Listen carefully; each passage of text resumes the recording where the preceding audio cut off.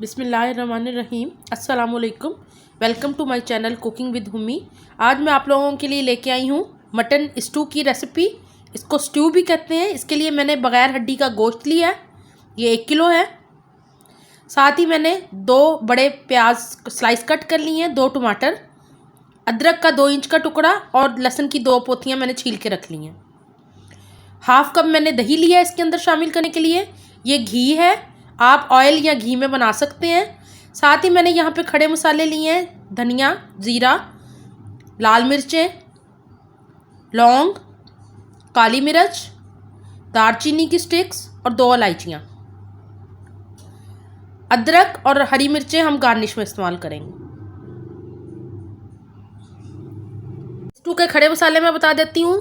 धनिया 1 टेबलस्पून, 2 इलायचियाँ, दालचीनी की स्टिक्स, काली मिर्चें, कुछ लौंग, 8 से 10 गोल लाल मिर्चें, ज़ीरा और नमक आप अपने टेस्ट के मुताबिक। यहाँ पे मैंने कुकर ले लिया है स्टू बनाने के लिए। इसके अंदर मैंने 1 कप घी का शामिल कर दिया है। आपकी मर्ज़ी है, आप इसको ऑयल या घी जिसमें मर्ज़ी बनाएं, कम या ज़्यादा आप कर सकते हैं। अब मैं इसके अंदर गोश्त शामिल कर दूंगी जो कि मैंने धो के रख लिया था। बाकी का गोश्त भी शामिल कर रही हूँ मैं। सारा गोश्त शामिल करने के बाद अब मैं इसको थोड़ी देर फ्राई करूंगी घी के अंदर। गोश्त को 2 मिनट हो गए भूनते हुए। अब मैं इसके अंदर शामिल कर रही हूँ स्लाइस में कट किए हुए प्याज और टमाटर, लहसुन, अदरक मैंने स्लाइस में कट कर लिया था ताकि खाने में आसानी रहे, लेकिन लहसुन मैंने साबुत ही डाला है क्योंकि स्टू में सारे मसाले खड़े ही जाते हैं। अब मैं स्पाइसी शामिल कर लेती हूँ जो कि खड़े मसाले हमारे ज़ीरा, गोल लाल मिर्चें, लौंग, काली मिर्च, दालचीनी, इलायची और धनिया। नमक मैं अपने टेस्ट के मुताबिक शामिल कर रही हूँ, आप इसको कम या ज़्यादा कर सकते हैं। अब मैं इसको थोड़ी देर भून लूँगी ताकि इसका अच्छा सा पानी निकल आए गोश्त का और प्याज का, ताकि गोश्त को गलने में आसानी हो। हमने ज़्यादा पानी शामिल नहीं करना इसमें, बहुत थोड़ा सा पानी शामिल करूँगी मैं। स्टू बहुत पसंद की जाने वाली डिश है, तकरीबन हर घर में ही बनती है। इसको ईद पे ज़रूर ट्राई कीजिएगा, लेकिन शर्त इसकी यही है कि इसके लिए आप बग़ैर हड्डी का गोश्त लें, उससे इसका टेस्ट बहुत ही बढ़ जाता है। कई घरों में हड्डी के साथ भी बनता है, लेकिन मेरे घर में बग़ैर हड्डी के ही गोश्त स्टू में डलता है, इसीलिए मैंने हड्डी वाला गोश्त नहीं लिया। अब मैं हाफ़ कप दही शामिल कर रही हूँ इसके अंदर। इसको भी अच्छी तरह मैं मिक्स कर दूंगी।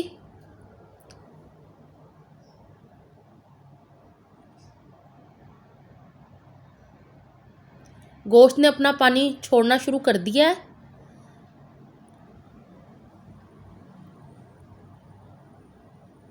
खड़े मसाले बहुत ही अच्छे लग रहे हैं गोश्त के अंदर। अब मैं इसको प्रेशर दूंगी तकरीबन 15 मिनट के लिए। आप चेक कर लीजिएगा, ये देखें पानी छोड़ दिया गोश्त ने। अब थोड़ा सा पानी ऐड करूंगी इसमें मैं, और इसको प्रेशर लगाएंगे हम 15 से 20 मिनट तक। आप देख लीजिएगा क्योंकि गोश्त मुख्तलिफ़ किस्म के होते हैं, कुछ गलने में ज़्यादा टाइम लेते हैं और कुछ जल्दी गल जाते हैं।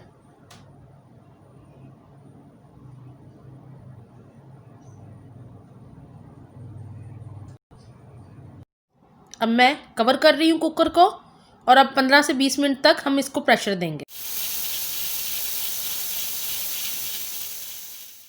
कुकर का ढक्कन मैंने खोल दिया है, ये देख लें आप गोश्त को।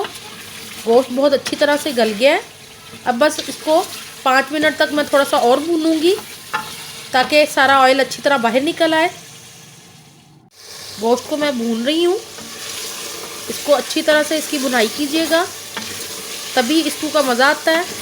इसमें सारे स्पाइसेस अच्छी तरह से गल गए हैं, सारे मसाले, प्याज, लहसुन सब कुछ इसके अंदर मिक्स हो गया है।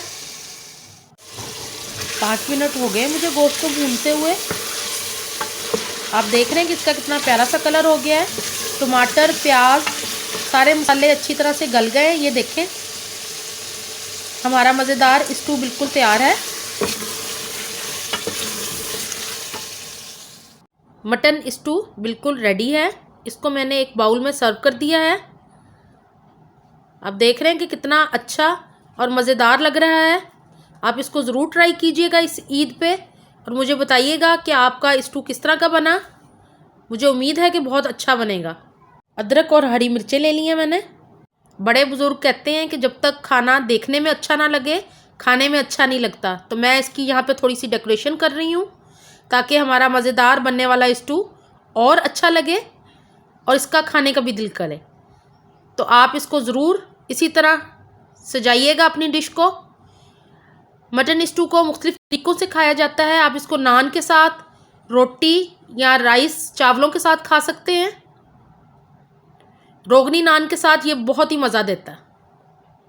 तो ज़रूर ट्राई कीजिएगा इसको।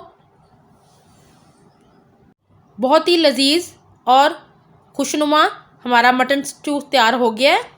आप इसको ज़रूर ट्राई कीजिएगा इस ईद पे और अपने प्यारों के लिए बनाइएगा।